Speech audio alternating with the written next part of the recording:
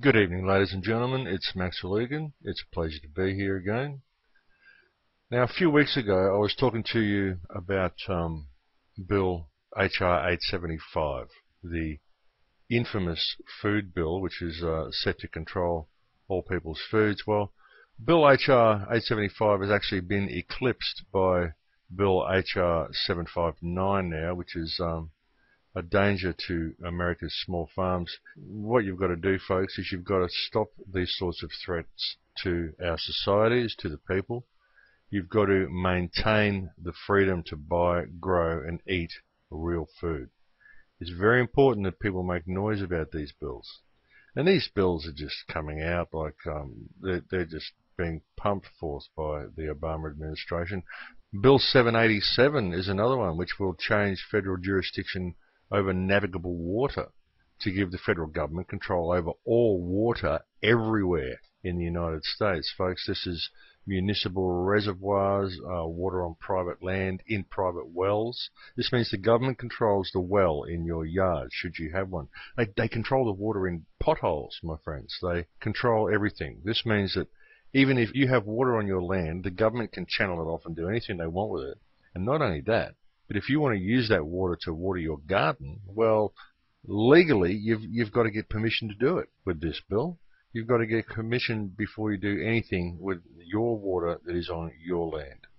I mean, this is just, it's amazing, folks, what this administration is doing, the Obama administration. This is the change that Mr. Obama seemed to be talking about. The change, of course, was the complete loss of all freedoms, the return of the draft, and the banning of organic food. And of course he's backflipped on everything that he said. He's expanded government. He's committed more troops to the Middle East rather than pulling troops out. He's allowing torture to continue. He's just a scumbag, really. I mean, I don't know how else to describe him. He's just a lying scumbag, the same as his predecessor. He's just working for the same people that Bush was working for. We just have a different face for the same policies and the same agenda. And let's be realistic, folks. The fake war on terror, the continual illegal invasions, the removal of all of our rights, and the criminally insane pieces of corrupt and downright anti-humanitarian legislation simply cannot continue without the compliance of the people. So stop complying with it, folks. The first thing everybody should do, of course, is to stop financing all this stuff. So stop paying taxes. Folks, there's no law requiring anyone to pay a tax on their labour. Over 6 million Americans do not pay taxes, and certainly no one who works for the IRS pays taxes because they know that they're not required to do so. It's just strange, folks, because we have 1% of the population making up all of these insane laws, and they've convinced the other 99% of the population that they're required to go along with it. And people just let them do this stuff. It's just incredible. It's incredible. There's nearly 7 billion of us, and there's just these bunch of people sitting at the top. I mean, there's 13 controlling families at the top. Going down the whole bloodline is about 300 families. That's the whole thing. That's all there is.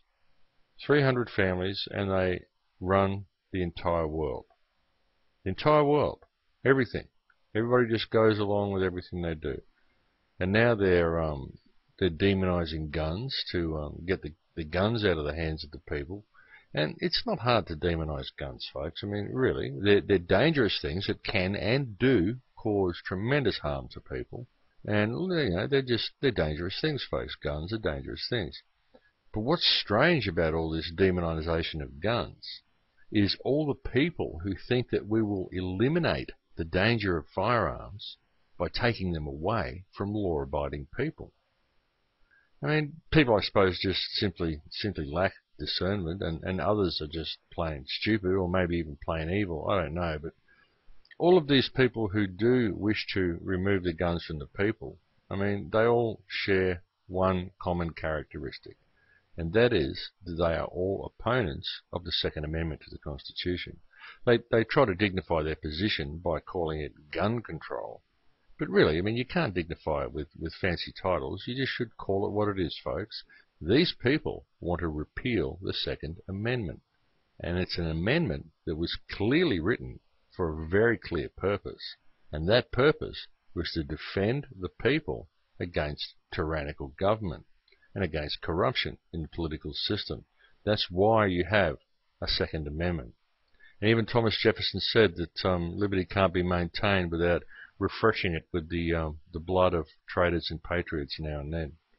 So it is expected that there will be people who attempt to subvert the Constitution of your country, and the Constitution itself warns you of people who wish to do this. And they're doing it through this fake war on terror.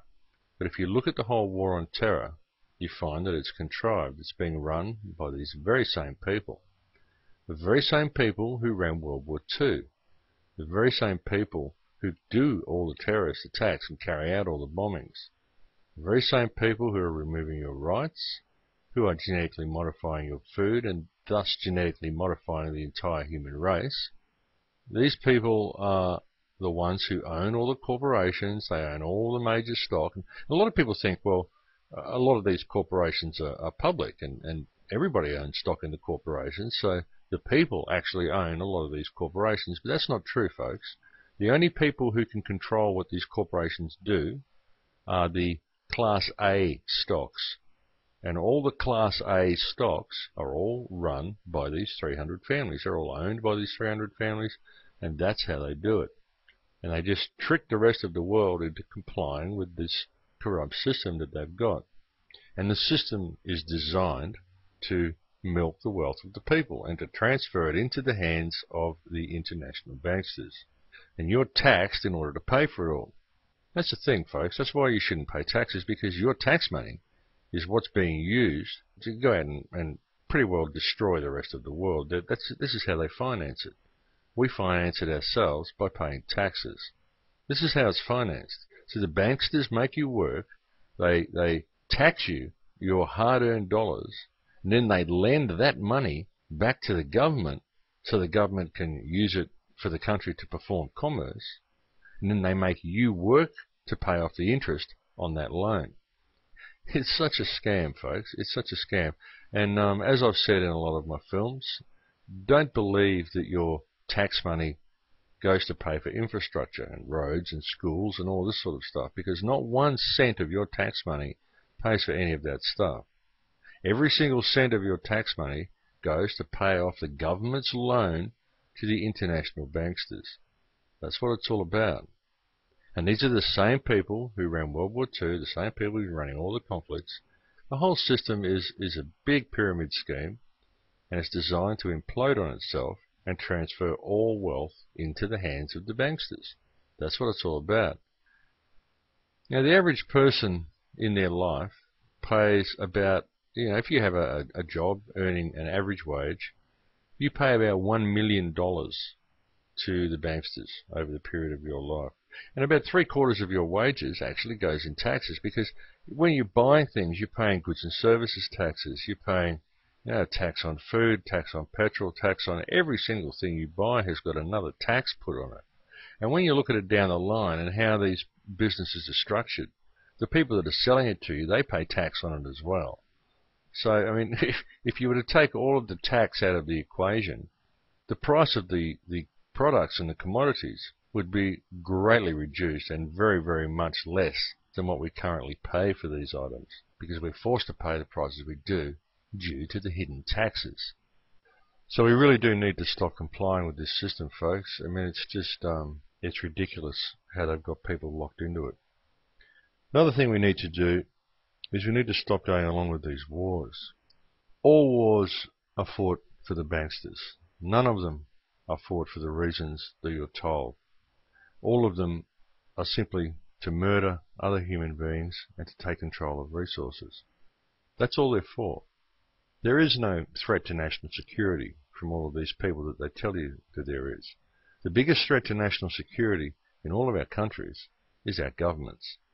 Because national security means the security of the people, not security of the criminals that are running the country.